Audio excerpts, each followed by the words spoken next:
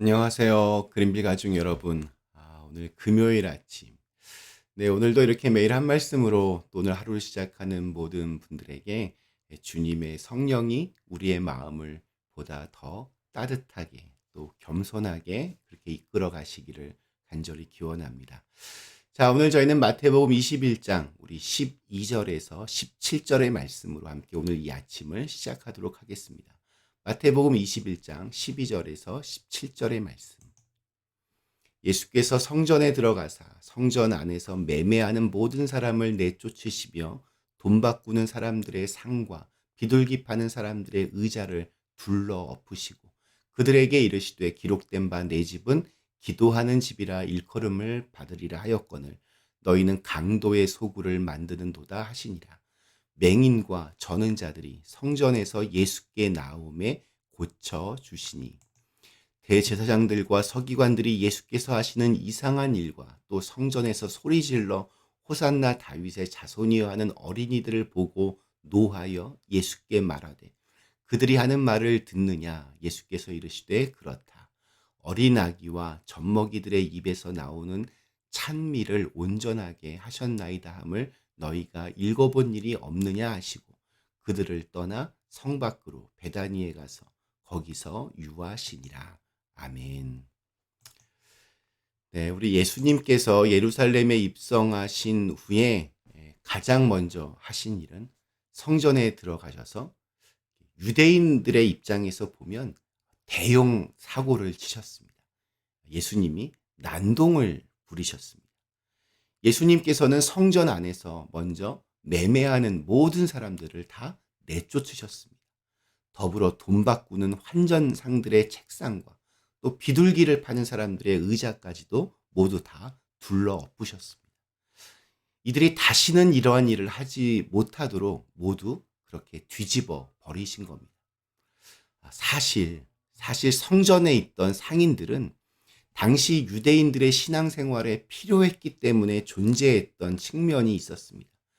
유대인들은 교회에 헌금을 낼 때에 로마 황제가 발급한 동전으로 헌금을 내는 것을 용납하지 않았습니다. 그 동전에는 로마 황제의 얼굴이 새겨져 있었기 때문입니다. 그래서 성전에서 통용되는 성전 주화가 따로 있었습니다. 환전상들은 이 로마의 동전을 성전에서 쓸 수 있는 동전으로 바꾸는 것을 해주었던 사람들이었습니다. 또한 소나 양과 비둘기를 등을 팔았던 상인들의 경우도 마찬가지입니다. 유대인들은 성전에서 제사를 드릴 때 흠이 있거나 병이 든 제물을 하나님께 드릴 수 없었습니다. 그런데 당시엔 먼 지역에서 예루살렘까지 오는데 오랜 시간이 걸렸습니다. 그러니까 아무리 좋은 제물을 데리고 온다 하더라도 오는 길에 그 동물들이 병이 들거나 다쳐서 흠이 생기거나 야위어 갈 수 있었습니다. 그래서 유대인들은 돈을 가지고 올라와서 성전에서 이러한 제물을 사서 즉석에서 제물로 드리곤 했습니다. 그러니까 성전의 상인들은 바로 그렇게 사람들을 위해 있었습니다. 자, 그런데 예수님께서 이러한 상인들을 완전히 뒤집어 엎고 쫓아내신 겁니다. 심지어 그들을 강도라고 비난하시기까지 하셨습니다. 그렇다면 예수님은 왜 이토록 격렬하게 이러한 상인들을 비판하고 성전을 뒤집어 엎기까지 하셨을까요? 예수님은 이해심이 없고 또 융통성도 없으셔서 이렇게 편리를 위해 만들어진 시스템을 받아들이지 못하셨기 때문일까요? 예수님께서 이렇게까지 하신 이유는 바로 예수님께서 하신 말씀에서 그 뜻을 헤아릴 수 있습니다. 13절 말씀이 이렇게 증언합니다. 그들에게 이르시되 기록된 바 내 집은 기도하는 집이라 일컬음을 받으리라 하였거늘 너희는 강도의 소굴을 만드는도다 하시니라. 예수님께서는 성전이 무엇인지, 성전에서는 무엇을 해야 하는지를 아주 분명하게 말씀하십니다. 곧 하나님을 만나고 하나님과 교제하는 일, 하나님께 기도하는 것이었습니다. 이것이 성전이 존재하는 이유입니다. 그런데 사람들은 다른 것에 너무 분주했습니다. 다른 것에 더 관심을 가졌습니다. 동전을 바꾸는 일에 분주했고 또 재물을 준비하는 일에 분주했습니다. 정작 하나님과 깊이 교제하는 일에는 무감각해진 것입니다. 그저 성전의 재정을 채우는 일, 형식적으로 그럴싸해 보이는 종교 생활만을 보여주는 일이 우선순위가 된 것을 예수님께서 크게 개탄하신 겁니다. 하나님을 향한 우리의 집중을 흔드는 것, 그것이 바로 강도입니다. 우리는 이러한 예수님의 말씀을 좀 깊이 새겨들어야 합니다. 우리는 성령님 안에서 한 사람 한 사람이 거룩한 성전이라고 그렇게 성경은 말하고 있습니다. 우리가 성전답게 사는 것은 늘 주님을 우리 마음 안에 모시고 늘 주님과 기도로 교제하며 늘 주님의 뜻대로 사는 것입니다.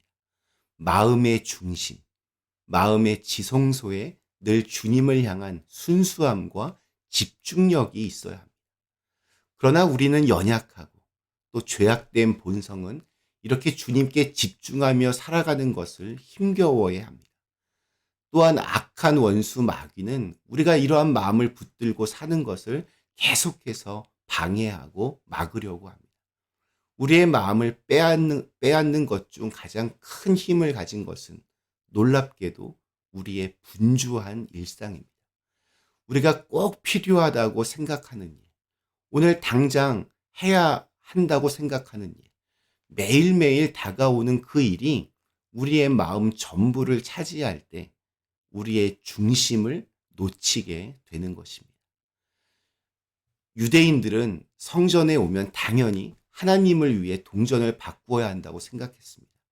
유대인들은 성전에 오면 당연히 하나님을 위해 재물을 사야 한다고 생각했습니다. 성전에서 일하는 사람들은 이것을 위해 최고의 서비스를 제공해야 한다고 생각했습니다. 이것이 하나님을 위한 일이요, 사람들을 위한 일이라고 생각했습니다. 그러나 이러한 일에 몰두한 나머지 정작 중요한 일, 하나님께 집중하는 일을 놓치게 되는 아이러니에 빠지고 말았습니다. 주님은 이것을 깨닫게 하고 싶으셨습니다.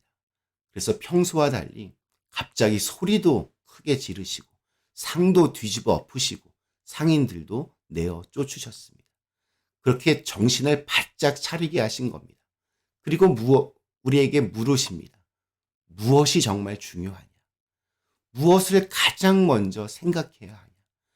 무엇에 집중해야 하냐? 이것을 온 몸으로 물으신 것이고 또 우리에게도 묻고 계십니다. 한바탕 대청소가 끝난 뒤에 주님은 곁에 있던 맹인들과 저는 자들을 고쳐주셨습니다. 이제껏 성전이 있었지만 성전은 나름대로 바쁘게 움직이고 있었지만 정작 하나님을 만나지 못했던 사람들을 예수님께서 만나 주셨습니다. 그 순간 하나님과 하나님을 찾는 사람들이 만나는 진정한 성전이 이루어진 것입니다. 그런데 예수님께서 행하시는 일들을 보면서 분노했던 사람들도 있었습니다. 대제사장들과 서기관들로 대표되는 예루살렘의 종교 지도자들이었습니다. 이들이 보기에 예수님은 한낱 갈릴리 촌동네에서 올라온 종교 선동가에 불과했습니다. 이러한 사람을 호산나 호산나 다윗의 자손이라고 환영하는 것도 어이가 없었고 이 사람이 성전에서 난동을 부렸다는 사실도 도저히 용납할 수 없었습니다. 이들은 예수님이 성전의 권위를 무시했다고 생각했고 또 대중을 선동하는 위험한 인물이라고 여겼습니다. 이들의 분노는 아주 깊은 교만함에서 나오는 멸시와 혐오의 분노였습니다. 그들에게 예수님은 16절에서 어린 아기들과 젖먹이들의 입으로 주를 찬미하리라는 말씀을 읽어본 적이 없느냐며 일갈하십니다. 오늘 우리들의 말로 풀어보면 이럴 것 같습니다. 하나님을 찬양하는 이들은 오히려 겸손한 자, 낮은 자, 순전한 자라는 사실을 기억해라. 자리가 신앙을 보장해 주는 것이 아니라 직분이 나를 하나님께로 인도하는 것이 아니라 오히려 그것들로 인해 너희가 교만한 자리에 있다면 너희는 결코 하나님을 찬양할 수 없을 것이다. 교만함은 신앙의 가장 큰 걸림돌이다. 오늘 우리에게 주신 하루, 내가 주님의 거룩하고 겸손한 성전으로서 그렇게 부끄럽지 않는 삶을 살아내시기를 간절히 기원합니다. 잠시 함께 기도하시겠습니다. 거룩하신 하나님, 오늘 주님께서 성전을 정화시키는 사건을 함께 보았습니다. 우리의 몸이 주님의 성전이라고 했는데 우리의 몸 또한 때마다 정말 다시 한번 대청소도 하고 또 주님 보시기에 언제 하나님과 함께 만나고 하나님이 우리 안에 중심에 서 있는 그런 교제가 날마다 일어날 수 있도록 우리를 인도하여 주시옵소서.